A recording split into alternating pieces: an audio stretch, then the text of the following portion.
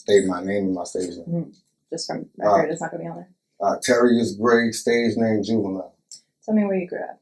I grew up in Uptown Magnolia Projects. You know, a little bit of everywhere. Uptown when it comes down to the projects.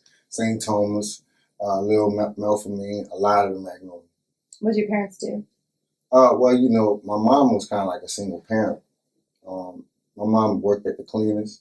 You know, before my mama met this guy, we moved out there to La Place for a minute. I went to school out there, you know, from kindergarten to 5th grade. And he was a good dude. You know, that's what I talk about all the time when I say JD. You know, my stepdad, he was the father figure in my life. What records did they play in your house? Oh man, everything. My house was kind of like, my living room was kind of like going to the club. You know, because my mom was coming from a musical background.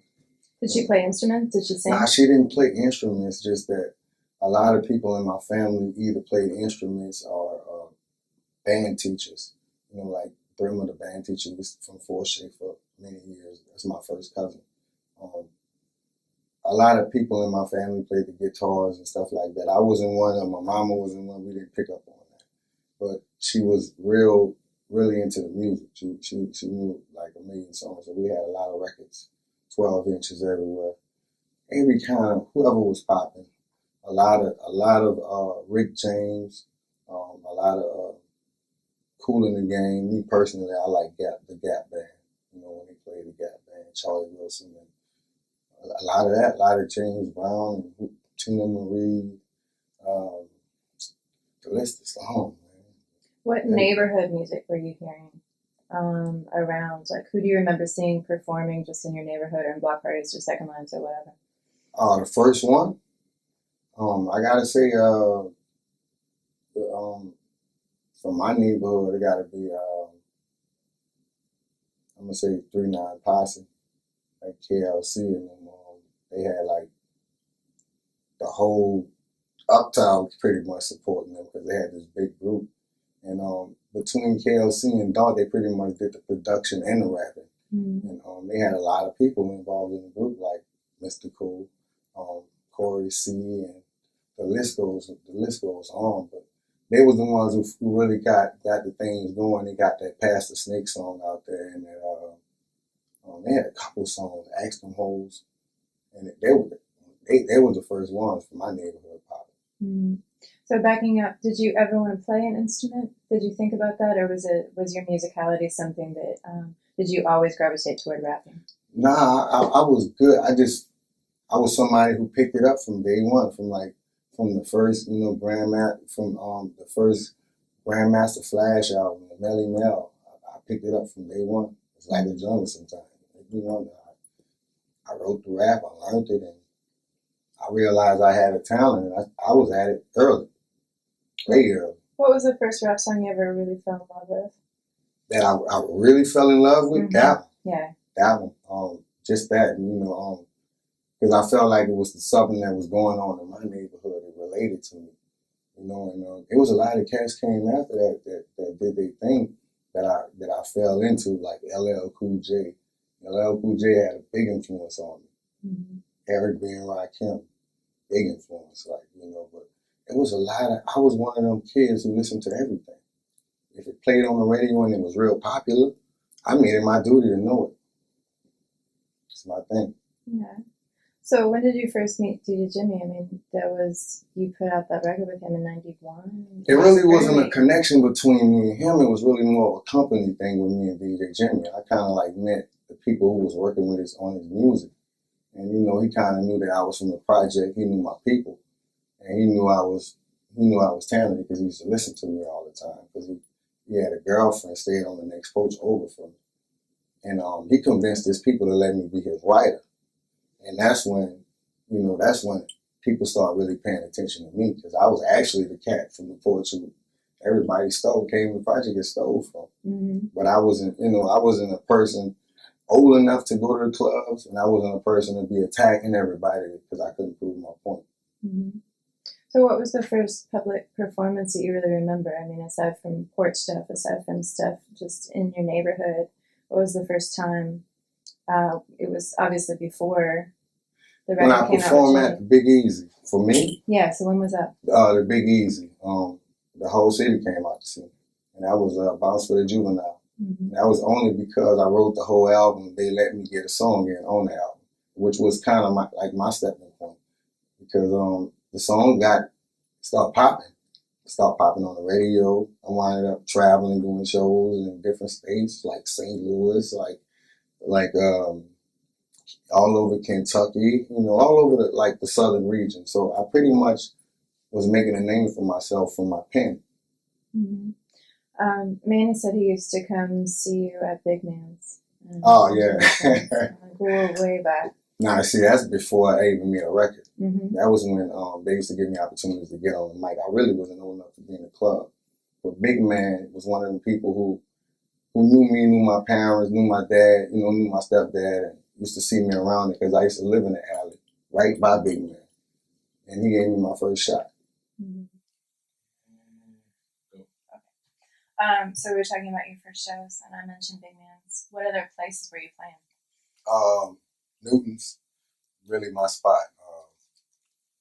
Everywhere around the city that was a popping club, but the main spot for me was Big Man and Newton's, because that was the spots where everybody from uptown areas where I knew came to the club.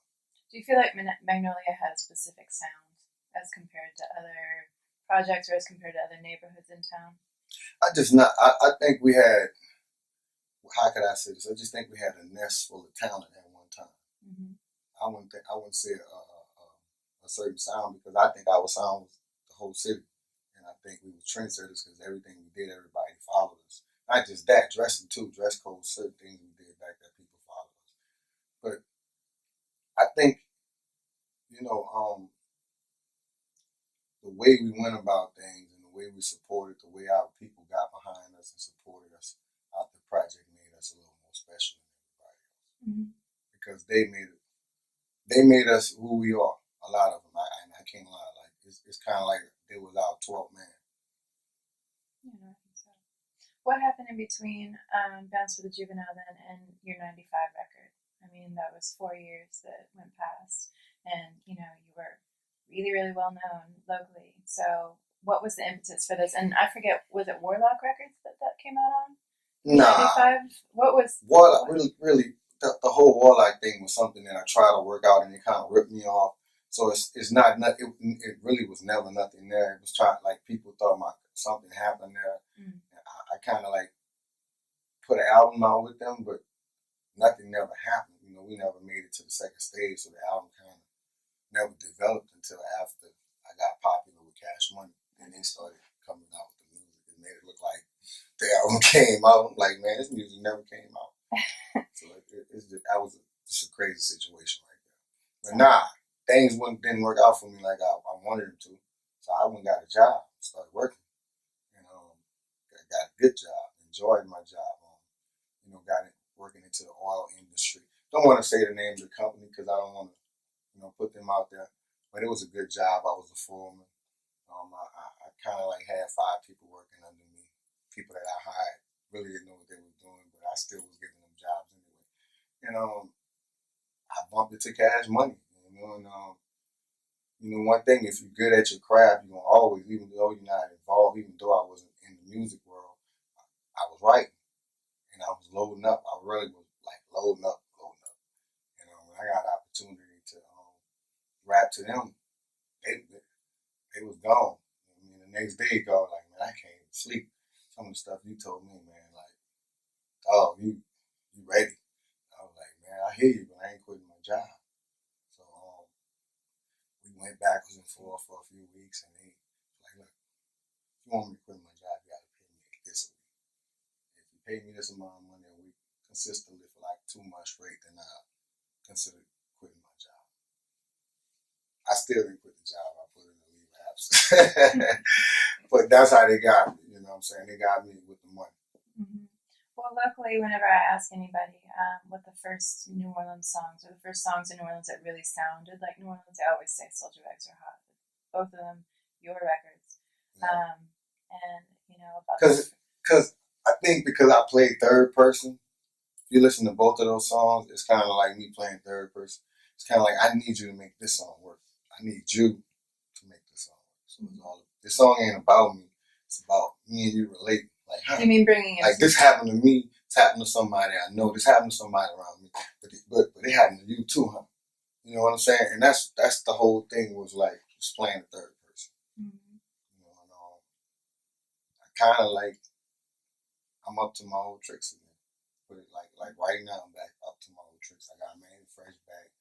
Me and Wayne working. Me, Mannie, and Wayne doing an album together. So kind of like I'm reliving those days again, but not trying to make that kind of music. Just up to my old tricks, just doing some new things. What's your favorite song you've ever done with Mannie? I gotta say, I forgot the name of it, but it gotta be the Uptown song. Just because I said a whole lot of stuff in it. You know what I'm saying? I said a lot of stuff in that song. Mm-hmm. I don't know if you ever heard it. It's the one I said, the Magna Cali, the Walk with the Shot Call. I said a lot of stuff in that song. I just think, yeah, man, right there, that was our clicking point to where he started realizing what type of beats I needed.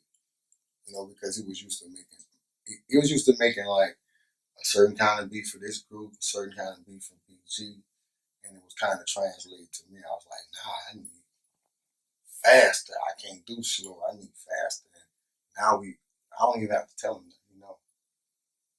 Do you remember where you were when you wrote Solja Rags? How long did it take you to write? Do you remember any of it? It wasn't right. Like, again. It was just perfect when it came out. It was just a thing where I just had to, because it wouldn't sound natural if I wrote it. Mm-hmm. So it was just a thing that we just had to piece together. Mm-hmm. I say all the things come to my head, da da da, and we'll sit down and piece it together. It wasn't an easy task to do, but once I learned the words and I went back and did it over again, it came out right. Because you got to remember, we was working on tape then, so it wasn't like Pro Tools where you got to do it straight through. So it was more of me getting words down to really hear it and learn the words that way. Are there certain things that you miss about analog recording? The sound. I mean, listen to the way the music sounds. You know, music is thin now because we live in the internet days. So most of the music you get off the internet is real big MP3s, maximum maybe 12, 13 megabytes. A WAV file is maybe 56 to 70 megabytes. A tape file? You're talking damn near gig for one song. Mm-hmm. That's the difference, you know what I'm saying? So it changed with the internet. It goes with the territory. Mm-hmm. Why do you think New Orleans people backed you early and, were really behind you and missed you when you got a job and, wanted you to get back to it? Was there part of you that was like, I want to leave this behind? I mean, you're always going to be a musician. That's never going to go away. It was a lot of me saying, leave it alone. I could do this family thing and buy me a house and just live my life without it. And I was capable of that. But then it was a part of me feeling like, damn, I'm better than these guys. You know what I'm saying? Like really eating me up like, I'm better than everybody. I know it. Like I'm sitting inside listening to songs and I'm like, oh, if you just said it this way, you just said, I'm finding faulties and everything. And at the same time, I used to put artists on pedestals. I'm not doing it no more. I'm to the point to where I'm working, but I don't even want to listen to nobody because I think everything is whack. Like it's time for a difference. And then me, I felt like that. So I said, man, I gotta at least give it another chance. And what made me want to take that chance was Mannie Fresh. I heard the music that Cash Money had on that Uptown for Life album. I just felt like, man, if I had some beats like that, it'll be over. That's really what I need. I need some good music and somebody who can record me the right way. It's over. And those are really early days of Cash Money. Where would y'all hang out? Like when you went out together at night, where would you go? I wasn't around them like that. When we first met, I really didn't blend. I still was hanging in the project, and they ain't from the project. So we didn't go. We really didn't do nothing. I really went to the project every night. Honestly, it continued to be like that, kind of like all the way through the whole while. I never really, And everybody knew me. I'll tell you that. Juve, you won't find Juve. He's in the project. Even when the records were selling like crazy. What do you think has been the effect of losing the projects after Katrina? I mean, they're all closed now. I mean, the whole nation is closed. Let's be real. It ain't just New Orleans. Kind of like out with the old, in with the new.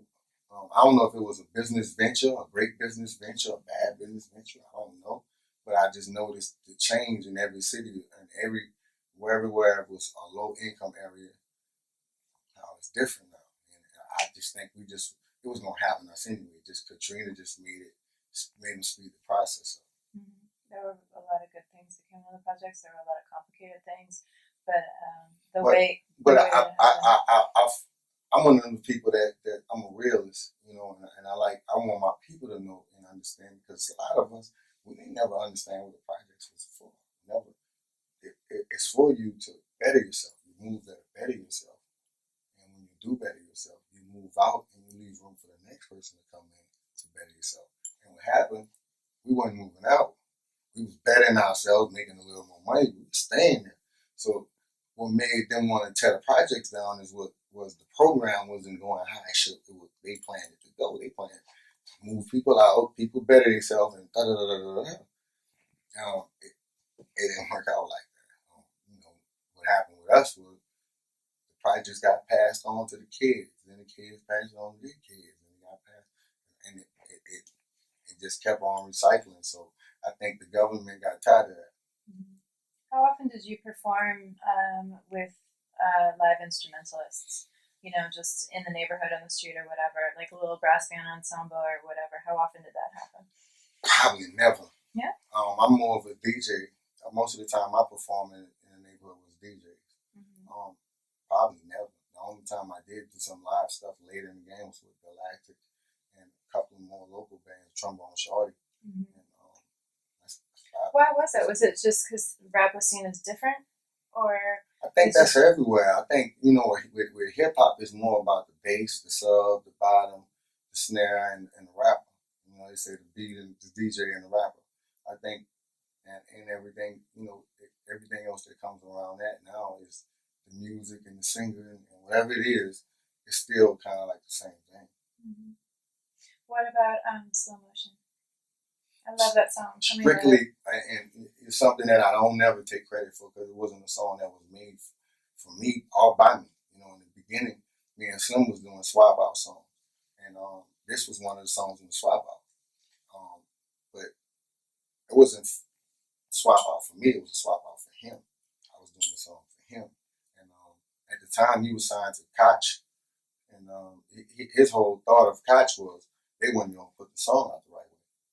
He was like, "Hey, man, Koch, not to not Koch you, but you in the Universal system was where I need to be. You take this song, put it on your album, it'll be better benefit to me."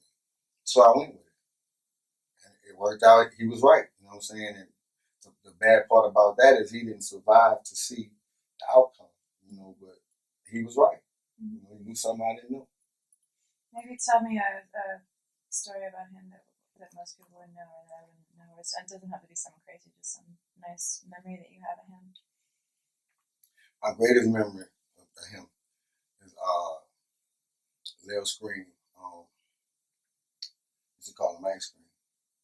He was supposed to be at school. He cut class, hung on the project all day, hung around and around me. I thought he was older than what he was, so I thought he could be out of school. I didn't know. Somebody walked around and said, "Man, your grandma looking for you, boy." They came around and looking for him. Said, "Your grandma looking for you, boy. You cut out of school?" He said, "No." I said, "Man, how old are you?" He said, 13. I said, "Boy, you 13?" So I was like a grown man at 13. So it was something that, like, I was like, "Man, like, he grew up quick, real quick." One of my greatest memories of him. The ice cream. I interviewed Mannie for Jazz Fest, and we were talking about the Ha video, and Mark Glassfeld, I think, was the videographer. And it's routinely cited as one of the best videos of all time, best rap videos of all time. That's crazy. How do you remember that shoot? That was a hard-working video. honestly, because he wanted to get as many shots as possible. His whole game plan was, I'm gonna shoot a whole bunch of shots. I mean, to the point to where they gonna see the world want to know what the Magnolia Project looked like in every aspect, every direction, every. He even got the outskirts of the project. Like he camped out in the project for 3 days. That was kind of like the first video shoot where I saw somebody actually camp. He camped out in the project. He cooked. He gave food. He pretty much didn't keep none of the money because he spent most of the money on shooting the video. And he kept this promising me this was going to be his, my breaking point and his breaking point. He was like, man, this is going to happen for us. I got to give him a visual because he loved the song. That was his biggest thing. Like, man, I love this song, and I just want to give the visual because you're saying so many things in the song. I just got to get a lot of shots. I got to give thousands of visuals so people can get their own idea of what it looked like and what it felt like. And he did it. I think he nailed it. Mm-hmm. And it was the first time that the nation really saw what the Magnolia looked like. Yeah. And hadn't seen things on that level. Yeah, because I had been telling them like, man, we from the city. A lot of people was like, man, y'all country. I'm like, man, we from the city. I don't know what you mean by country, but we from the city, man. Our buildings and stuff is close. Up until Katrina, you didn't have no room for nothing down here. So they say it's chickens walking down the street. I said, I never see it, man. If it is, it's not where I'm at. Mm-hmm. So. Yeah, it's on the other side of the Irish Channel. That's where all the chickens are now. Yeah. I see them all the time. Oh. The Nolia Clap video is another one that it was just really groundbreaking. The look, the song, everything just had gained an immediate attention because it was so striking and it was so good visually, sonically. Again, it kind of like Nolia Clap was a great song, I think, because it had something that everybody could do, kind of like a dance that everybody could do. It wasn't hard to do. Anybody could do that. Not just that. The girls of the Magnolia were kind of like the forefront of that. They were the ones showing us how to do it. And my dog Wacko, he took it and just ran with it. He already had ideas of what to do with the song. He already was singing the song and had singing it to me. But when the girls kind of broke it down on which how it go and that, I was like, oh, all right, it's a good idea. Mm-hmm. So I wanted to make the best music possible to make that song a big hit. Mm-hmm. In the early days of right when things started to hit with Cash Money, were you all still performing in town, or did it just immediately go to performing outside of town? Nah, we still performed here. We did shows here. We kind of like had a Whispers. We had like an every week thing we was doing at Whispers. Right before that, it was Scores. But Scores got wild. Like every week, somebody gets shot or something, a shootout. It got gangster. You had to be thugged out to go to Scores. Then we took it to Whispers. Whispers was cool, but then the same thing started happening to Whispers that was happening to Scores. It was coming with guns, shooting shit out. It was crazy. And then what? We had to shut it down. We started taking it on the road, traveling. We started saying, man, you know what? Maybe we're getting a little too big for the city to do small spots. So, we started just doing big spots like parties in the Superdome, House of Blues, stuff like that, and taking it on the road, getting that money. When did you start staying out in Slidell? I've been living, I kind of like been living in the North Shore my whole Cash Money run. Yeah. I knew you didn't live in the city, but I thought. Yeah, I never, still. Mm-hmm. Back then, I just wanted to be far away. I'm one of them kind of people. When it comes down to where I live at, I kind of keep that tucked. I don't like to talk about, because to me, sometimes people go beyond being a fan. Mm-hmm. And my land and my home is the worst place to want to be a fan with me at. Mm-hmm. What's your most memorable tour with them? We had two, but my best one was the Cash Money Rough Rider tour. Mm-hmm. Because we covered a lot of ground there and we sold a lot of records during the tour. And what I call a good tour is when your album sales go up. And if you check the album sales while the tour was going on, everybody was doing numbers. Mm-hmm. So it was a successful tour. What was the role of the early like Peaches and Odyssey. How did they help you in your career? Well, pretty much selling records. You know, I wasn't in the position where I had to have a relationship with Peaches or Odyssey, but I knew them. Mm-hmm. I knew both of them. I knew the owner of Peaches. I knew the owner of Odyssey, and I'm still cool with them. But they played a role in our career, being that outlet, that first, the local outlets that sold our music before we got the national deals. The places that were willing to do photo shoots and let us shoot our videos there, bring our interviews there, participate in whatever we had going on first, and order as many units as we needed to order, even when nobody didn't want to order. So they kind of like played a big part in it. But again, it was never somebody that I had to deal with because being with Cash Money, Slim and Baby kind of like cleared away with everything. They did it all. Yeah. And you were in Atlanta for a while for Katrina. Was that the deal? Yeah, yeah. Everybody. I mean, I was there, but I did like everybody else who wanted to come home. I rebuild. My whole running in Atlanta was kind of hostile because people in Atlanta was to the point. So a lot of people got to the point to where they was tired, sick and tired. Because a lot of New Orleans cats went there and they just went crazy on every aspect, robbing, running in houses, drugs, whatever, shootouts, beefs. A lot of things happened because of Katrina. And I was like, man, Atlanta kind of opened their arms to us, just like Houston did, and we kind of like didn't take too good to it like we should have. But I kind of wish we would have acted a little bit better. But man, when you lose everything, things happen. And I think a lot of people from Atlanta understood that. Like, man, if I lost everything, I probably feel the same way. So things happen. You think your style has changed over time? No, I just got older. I won't say because what happened with me was back then I rapped like an older. Now I'm old, so I'm there now all the time. I don't have to try to hold it up. What was old about it? Just your ability to tell a story from an outside perspective? No, my voice tone. Like I knew I couldn't do high pitch.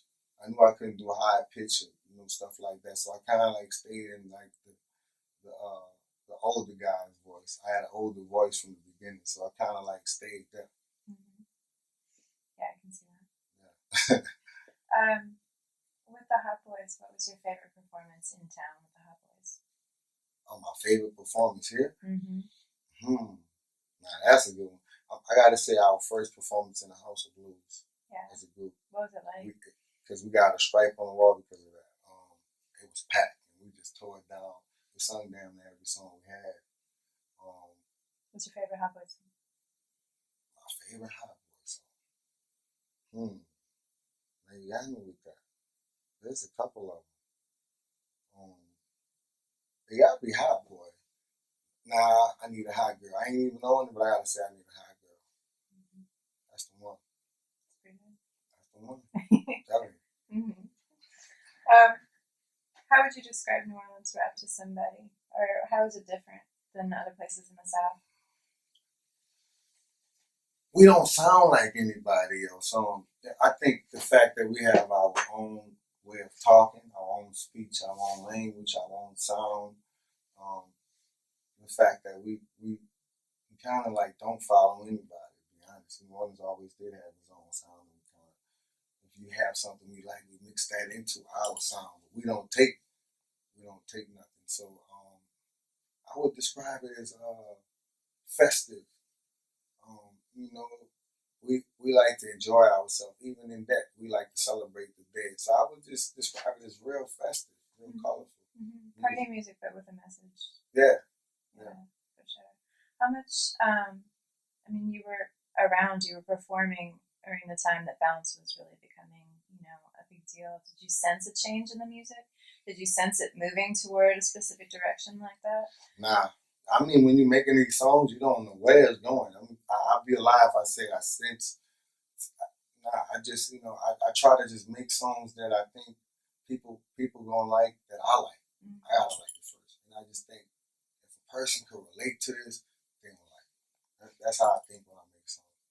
I'm just thinking about your songwriting process and how, do you fill in a line and then put words in later? Do you have like an arc of a song? Like how does it all come together in your head? I just turn the music on, just turn the mic on. First thing come to my head, whatever the music tells me, I listen to the music for, and whatever vibe I get first, that's when I'm at. I go there. And once I get 3 words in, it just start running like a faucet. I asked people on Twitter to send questions for you, and I liked one question. He said, what's your favorite Mannie song that you've not been on? Oh, Still Fly, hands down. Yeah. That's the one. We don't fool with my girls. Matter of fact, at every one of my shows, I play that song. That's how much I like it. Yeah. Yeah. It's just one of those classics. The whole crowd singing as soon as it comes on. Do you think post Katrina changes in the city musically, has it changed at all? I don't think so. It's still kind of bouncy. But I think some new cats starting to get their opportunity. Because like my group, the Ghetto Children, they got some songs playing on the radio now. Not just that, S80 got a song playing on the radio, which is somebody else I had a lot to do with, in his music career. So I think, New Orleans starting to pick it up a little bit now. And just the fact that they got a lot of record companies starting to pay attention, I think we're on our way back up right now. A lot of people were saying that maybe during Katrina, like some of the younger kids, they went out kind of for the first time and were, experiencing all this new music from other places, and then they came back and then it kind of influenced the music that way, that there's a broader kind of, both for better and for worse, that there's a broader sound now. Not just that, I think that people, what's going on is people here starting to realize that we can compete. We can compete just like everybody else. You just gotta make. But people have known that since the 90s. Yeah. I mean, But sometimes it takes encouragement. It takes somebody around your colleague or something, somebody of your peers to do something and make you feel like I was right next to me. Damn, I could do that too. And that's what happened with a lot of artists in the city. They just wanted to see somebody next to them do it. So. Aside from Mannie, what other producers do you really work well with? S80, Mike Maven. My list not too long. Beethoven. Who else? Not too many. Sinister. Of course, Sinister. That's my dude. Yeah, we interviewed him. He had a lot to say about that record. The Reality Check record was, really important and really different in your career too. It's a different sound, a different style from you. Obviously, different producers. Yeah. But yeah, you had a lot to say on that record. Sinister, Mouse, and there's a couple more, but that's my main nucleus. Hustle on that Katrina video shoot. That was right after, wasn't it?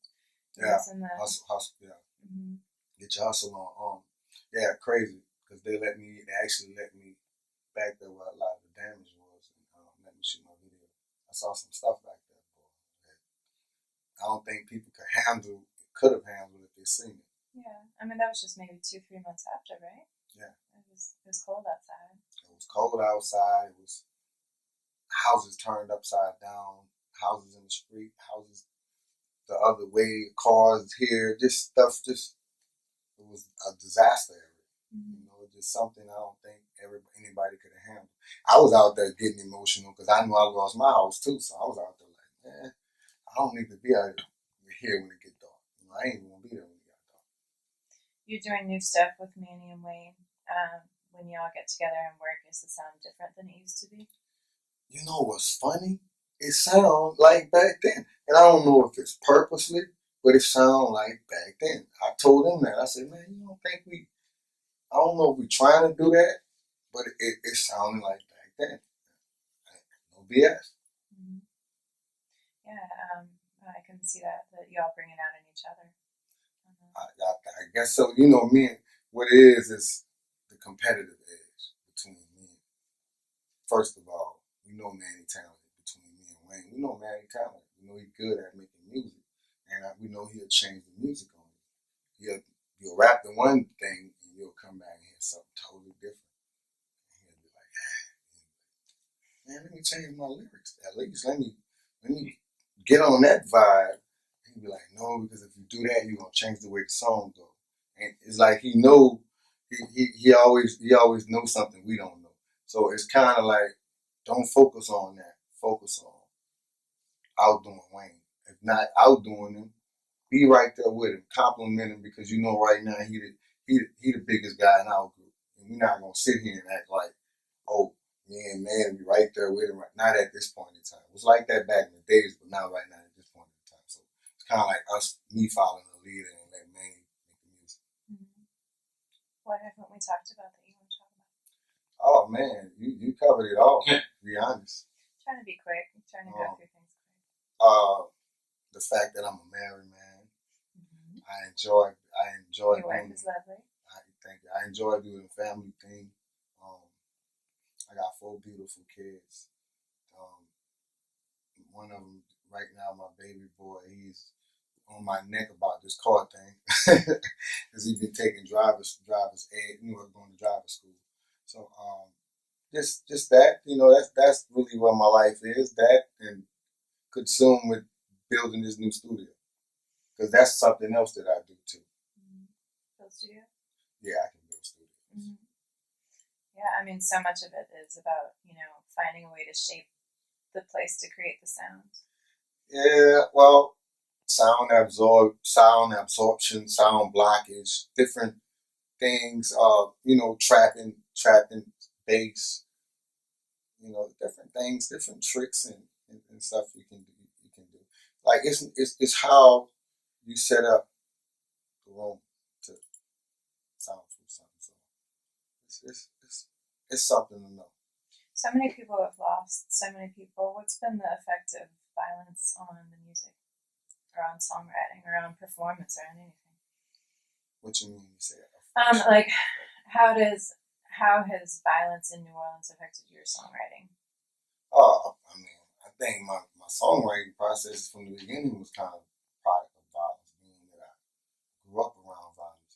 But let's be real. What is violence? Violence is just breaking the law when we say violent, or do we say doing something violent? Because it could be. I look at those things differently, because if you out there breaking the law to feed your family, then I don't care about that. I'm talking about death specifically. Well, just that. Okay, well, and that's my point again. If you're out there doing something to take care of your family, and somebody gets in the way of that, I don't know if I want to call that violent, because if you have to protect yourself. Some cases where they say violent is really self defense, and we have a lot of cases of self defense. It's just that the person who does it don't have credibility, meaning he probably been in jail a few times. He probably went through something. But lo and behold, most of the time when you hear about a death in this city, that's what it is. The root of it is, I had to get him before he got me. Mm-hmm. Simple. So, when you got to look at violence, like I call violence, in my opinion, when somebody goes out there and kills somebody for nothing, that ain't doing nothing, or rob somebody because of what they got, or run in somebody's house trying to take something from them and kill them, or do a drive-by shooting and shoot some kids, or running to school, like running in colleges and killing people. I call that violent crime. But something that happens in the midst of you protecting yourself and feeding your family, even if it means death to somebody else, I don't call that violence. I call that living your life and doing whatever it takes to live. Mm-hmm. And your songwriting came out of doing that, and doing what it takes to be on that level, and with your family and everything else. Because I want everybody to know I'm no angel. I'm no better than a lot of these stories and these scenarios I'm giving you.